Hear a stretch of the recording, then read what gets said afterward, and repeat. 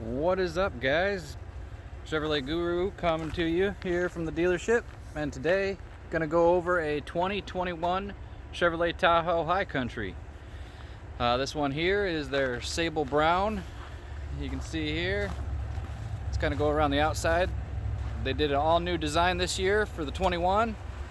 Got a whole new front end there. Got your different headlights that they added. It's kind of more like the Silverado, along with their vents that they added on the side.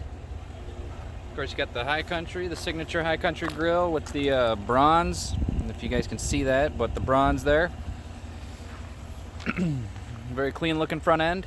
They did make it a little bit bigger, along with more cargo space on the interior. Kind of go around to the back now. You can see that on the High Country here you have your quad exhaust, so you'll have your 4 here. It's very nice. You'll see they changed it all up. They added the word Suburban to the whole vehicle. They made the bow tie smaller. You got your hitch down here. But we'll go to the interior. Just now noticed that you got a nice little Chevrolet up in the taillights there. Now since it is the High Country, it will have the power running board. This one is equipped with that option. Another thing that they have added is, if you look here, wrong one, there it is. If you look here, it gives a specific trailering equipment rating for this vehicle. So there's no more guessing on what the vehicle can pull. This is specific to each and every individual Chevrolet or GM vehicle that can tow. They tell you the exact payload that it can hold, curb weight. Here's your conventional trailer. So this will pull 7,900 pounds, max tongue weight of 790 pounds. So they did make it specific to each and every vehicle. And there's the interior colors for this one. Overall, this is winter time, so we got snow and ice on stuff. But you have your High Country embroidered right into the seats. There's the back of the vehicle. Captain's chair, second row, third row obviously. But let's get on in here. Let's close the door here. Real quick. This one does have Bose sound system. We'll go ahead and turn the fans down here so you can hear. Turn the volume on that down. Okay. So, of course, here's your DIC, the Driver Information Center. This will give you all of your information. Distance traveled, miles till empty, oil life, your tire pressures, air filter, brake pad, the timer, the engine timer. This is good for if you go on a trip. You are able to start the timer, and it will only run while the vehicle is actually running. So like the family and I took a trip to Washington, D.C., and when we did, I started it when we left. When we got back, for just over a week, we had spent, or at least the motor had spent, just over 24 hours running in the matter of a week. You know, that's driving, idling, all that stuff. So it is kind of a neat feature if you really want. Oh, let's go back, get out of that. If you want to know how much time you spend in a vehicle, it can be a bit of a pain. They did add the auto stop start. You can see here. I'll zoom in on that. I know a lot of people they don't like that, but they did finally think of that with everything. You now have a little button here. This right here, the A with the circle, you push that in and it will tell you auto stop is off. So you can just turn your auto stop start on and off with the push of a button now. You don't have to do the bypass. You don't have to do anything fancy. Just a button. You do have to push it every time you start the vehicle up, you know, because it automatically reverts back to its setting when you shut the vehicle off. This one here is equipped with the heads-up display. That's what these options here are: brightness, the info displayed, and to move the heads-up display up and down. Your four-wheel drive. This here is your brightness of your screens. So at nighttime you can dim it down. Your trailer brake. This here has, you can turn everything on and off. Your park assist. We'll turn that back on. Turn that back on. This here is your outlet. Traction control. Hill descent control. That's your parking brake. You'll see on the steering wheel here, you have your forward collision alert, your heated steering wheel, your cruise control settings, of course your hands-free. Now if you look behind the steering wheel, see if I can get it here, you'll see those two little buttons right here. That's for your volume control on that side, and then on the other side it'll have the same exact thing right there. That's for your presets. You can go through your presets on your radio. Now the one big thing, real huge change, is this right here. This is your drive control. Park, reverse, neutral, drive, low, plus and minus. It's all push button. So it is does take a bit of getting used to. It's the first that Chevy has done with this particular setup. I know Chrysler products, they've had I know the Ram, I should say, has a knob for drive and stuff like that. This does take a bit of getting used to. The one nice thing about it is so you just pull it, press the brake, put it into drive. Now say you pull forward and you come to a stop and you reach over and you think you push the park button and you don't actually hit the park button. If you take your foot off the brake, and you can see we're still in drive. We'll just open the door, take a foot off the brake. It will automatically, and it'll give you a reminder, always shift to park when exiting. It will automatically engage it into park before you get out. You know, I know you probably have heard the things about where people have done that, and one gentleman in Hollywood actually died from it, where his Jeep rolled forward and pinned him between him and a pillar, and it ended up killing him. So they did think about that as well. So they did add that. You can see here your actual display is a lot bigger than it used to be. Of course, you have your Apple CarPlay, Android Auto, your settings. You have different users that you can set up. Your audio, phone, nav, Wi-Fi hotspot, your trailering, camera, My Chevrolet, Sirius, OnStar, apps, climate, and you can go to this one where it gives you your navigation.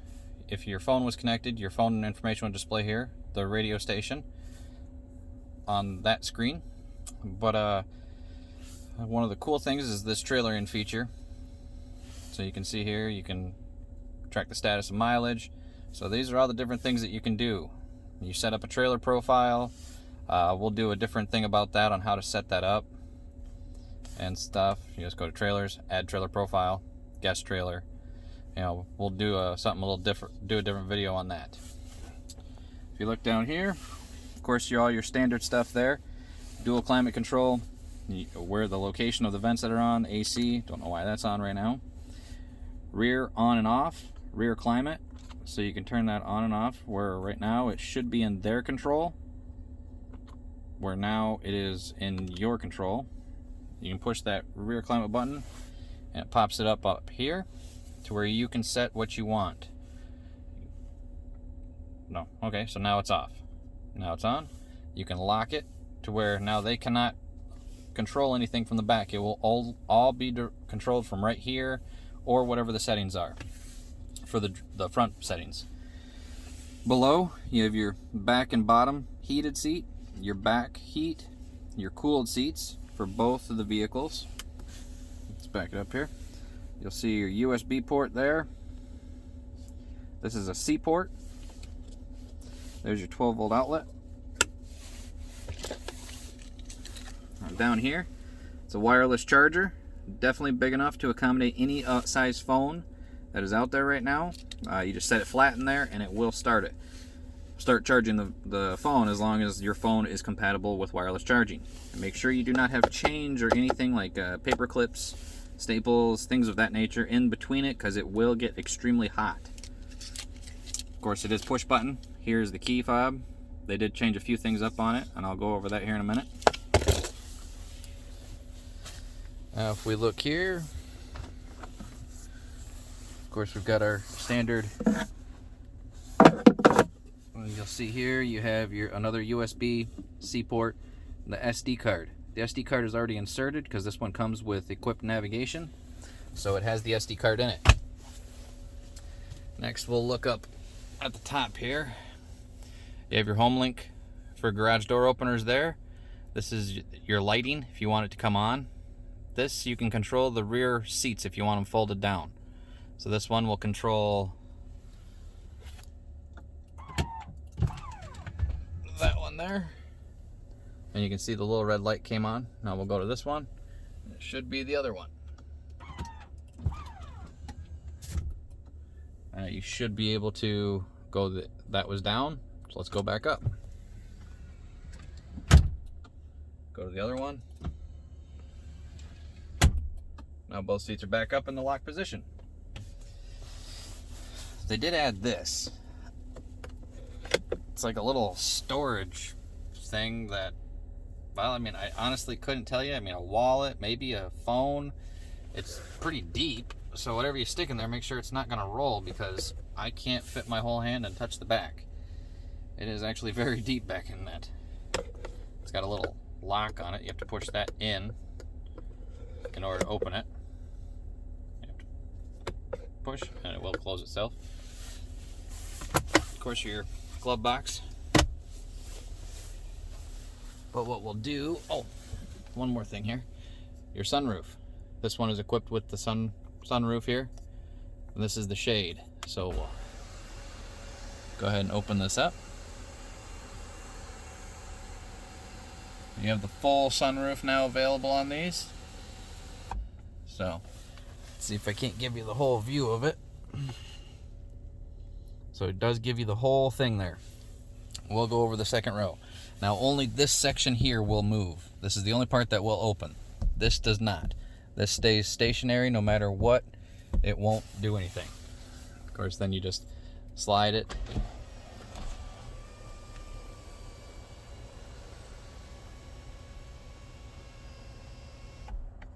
Okay, now it's all open. Actually feels good now after the heat's been running. Of course, you're netting to prevent things from coming in when it's open. Okay. Now what we'll do is we'll hop out. We'll go to the back real quick, because things have definitely changed even back there.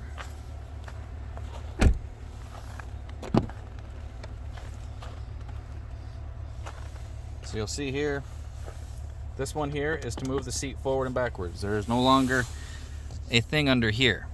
You know, there used to be a lever to move it. It is now just right here. So you can just pull this here, folds the seat down, just like that. You see it actually collapsed down a little bit.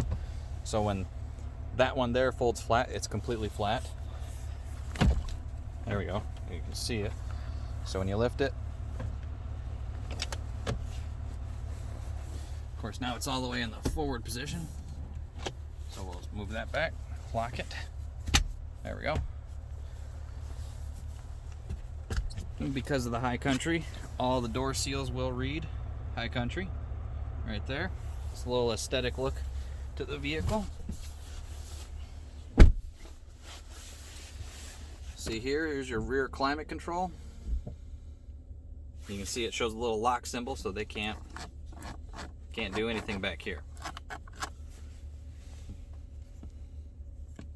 Yeah, they can't do anything. You have two C ports back here, along with a 120 volt outlet right there for your normal things that you may want to plug in there. It's good for computers, charging tablets if you don't have a C port charger, things of that nature. I wouldn't recommend putting anything that requires heavy electric use. It won't do it. It will blow the fuse. Now I can tell you, I haven't tried it on the Suburban, but I know I've done it on Silverados. the outlet in the back seat can run a slow cooker. You know, went over to parents' house on Thanksgiving. We had a casserole, and to keep it warm, we put it in that, turned it on low, and it did work. It didn't blow a fuse. So it is pretty neat there. There's a view of the front of the whole dash and setup. They made it wider here between the seats, so easier to get into the back third row.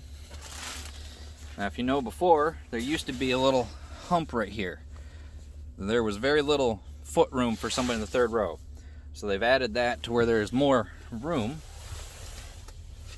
Of course, you have another C port there, along with one on the other side.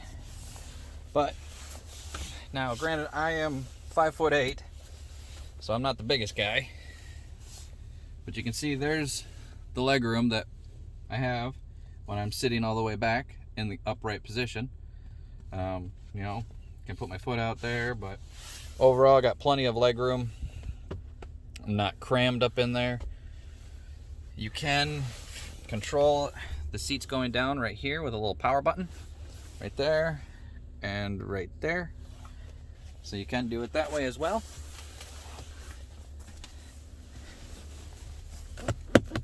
Huh. Oh, look at that, child safety locks are on. Didn't think about that one. Well, that's cool. I just locked myself in. Ugh. Can I get out now? No, I can't. Alrighty. So, make sure you turn that setting off. I'm trying to keep myself from... There we go. Yeah, so make sure you shut those off. Turn them off. Because that sucked. I don't believe it's on the inside of the door, is it? Yeah, it is. Right there. So we're just going to go ahead and turn that off, so we don't... next person doesn't get locked in there either. It is a capless fuel door now. Your button is right under there. So you just push the button and it will open up. Again, this is Suburban, so you do have plenty of room. I don't know why we have that back there. It's got additional storage under there. You can see there's your, for loosening the lug nuts and stuff. Everything else is going to be underneath of this. Just those four little guys right there. Unscrew those and that will give you access to the jack and the spare tire. You have your controls here to fold your seats down. You have another 3-prong outlet back here. That is the one that the button in the front controls. How on the left side of the steering wheel there's a picture of an outlet. It controls this outlet here on whether or not it has power. Now we'll just set that back in there, throw it away in a minute. A lot of times people wonder, how do you program the height of the vehicle or the height of the power lift gate? So once it's open, pull it to the height that you desire. So right there, if your garage is small roof and you just need to make sure it doesn't hit, pull it, and then you'll push and hold this button here. So it's push and hold and wait for that. And that beep lets you know that now the height of the lift gate is programmed. Now, a lot of times, the biggest thing is, if the setting on the driver door is, it's up on the center now.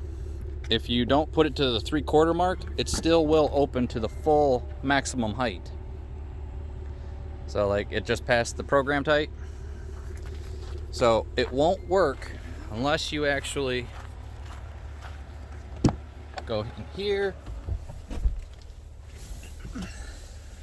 and right there. So it's set to max. If it's set to that, it'll always go max. 3/4 is programmed height. I don't know why they actually have a 3/4 on it. It should say something like PR for programmed, but 3/4. If you just turn to 3/4 and you haven't programmed a height on the door, it will still open maximum. So again, beware of that. 3/4 does not mean 3/4 of the way open. It does not. You do have to program it in order for it to work. So now we'll show you the hitch in the back. This is just a general quick overview of the vehicle. We'll do a little more in-depth video here, but these little clips here, you just turn those to the unlock position.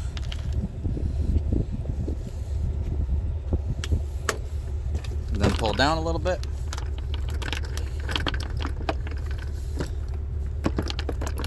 These are always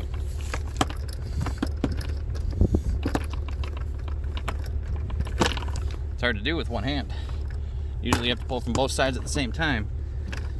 So we'll do it this way.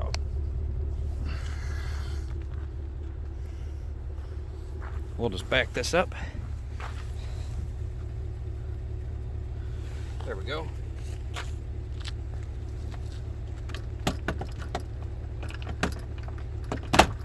There you go. Before you used to have to pull down. Now you don't. You see here from the tabs, you have to pull up and out in order for it to pop.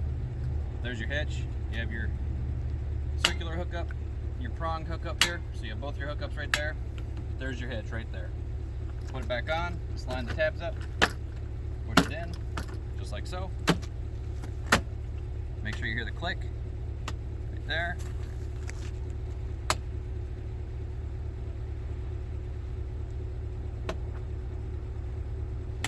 And right there. That is how you take your hitch cover off and put it back on. Okay, so now let's grab this back. Another big question that I always generally get is, what is this? There's that cover right there. And then if you go to the front of the vehicle, there will be another one. Where is it located on this one? Right here. And you'll have a little tab right there. You just put a little flathead knife, pop that cover off. Same with the back of the vehicle. What that is for is, so say you get stuck in a ditch or something like that, and a tow truck comes out to hook up to pull you out. Do not let them hook up to anything underneath the undercarriage of the vehicle. It's how they can do damage. You get stuck with a higher bill. Make them open this. There's a slot in here, and inside underneath that thing that you unscrew those 4 things, there's a big eye bolt. It'll screw right in and it'll give you a hook, basically a tow hook, for them to hook right onto it. This will hook directly into the frame of the vehicle so they can't do any damage by hooking up to something underneath the car and doing damage to the car. So make sure if the tow truck driver is doing that, stop them. Don't let them do that. It just causes damage. They can do it this way. They all know about it. It's just whether or not they're going to take the time to do it or not. You'll notice here you have 2 cameras. This one is your rear view camera. This one is for the camera in the rear view mirror. It is a camera as well. I'll show you that here in a second. This little nub right there, that is actually window washer fluid. So when you wash the back window, it will actually spray and wash the lenses of your cameras off as well. It's a cool thing. Now be careful, it does have a little bit of a range on it. I don't know on the newer ones if they toned it down a little bit, but on the Traverses, on the 2020s and 19s, I used to be able to drive past people and guys here at the dealership and, well, and do a little drive-by on them. Spray them with window washer fluid. They really loved that. So what I was talking about with the camera is, here you go. You just got the little knob back here.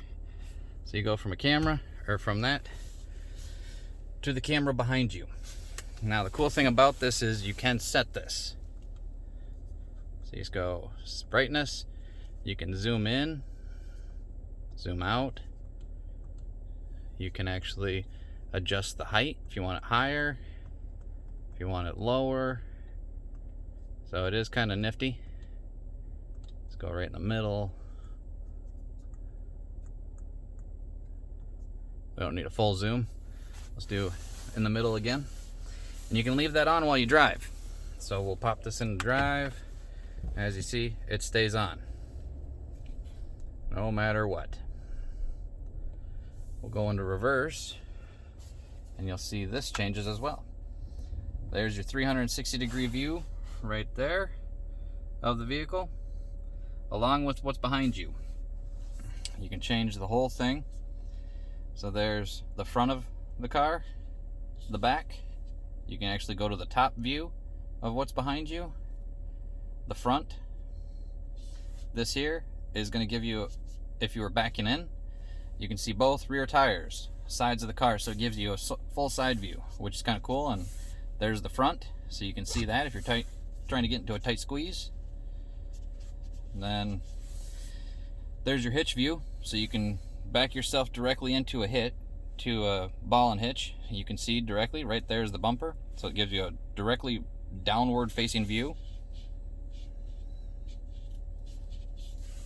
Let's go normal. So there's your lines. There's just a hitch, so if you're lining up a hitch, once you get in the red, you'll want to switch to this mode.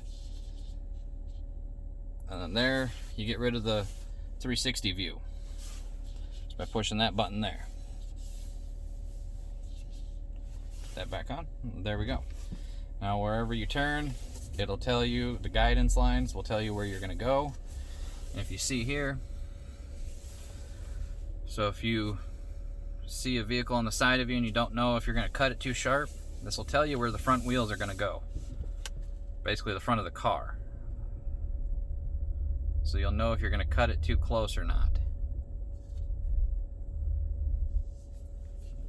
Go ahead and put it back in drive. Now it'll give you the forward facing view. At low speed, it won't turn off, it'll stay running. And you can see over there, gives you a full view of where you're going to go. So, this kind of neat how they did that. And then of course we'll put it back into park. And that stays on. If you want to turn it off, just push that back and it goes back to a normal rear view camera or rear view mirror. You can see it's all digital DIC. You know, you got your gas, your battery, oil temp, and oil pressure. We're currently in 2-wheel drive, but that you do also have memory seating. That's what these here are. I mean, that's basically the new Suburban in a nutshell. I mean, there's still quite a few other features which we will go more in depth about, but for now we won't. But again, here's the new 2021 Suburban.